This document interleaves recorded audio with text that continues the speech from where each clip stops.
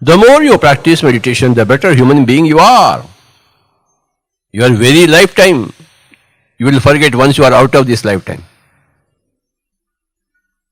In what way this is important?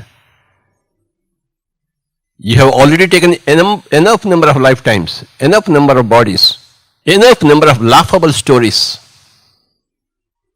Get back firmly into your humanity and to your meditation. And see the essence of transitoriness in everything around you and inside you. Everything is transitory. It comes and goes and comes and goes and comes and goes and comes and goes and comes and goes and comes and goes and comes and goes and comes and goes and comes and goes and comes and goes and comes and goes and comes and goes and comes and goes and comes and goes. See the humor of it. If you are attached to something that comes,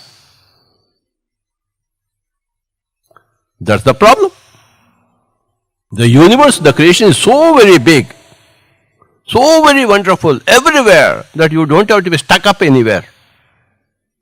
Being stuck up in one place, you miss the whole universe. Don't be stuck up anywhere. That is the essence of enlightenment.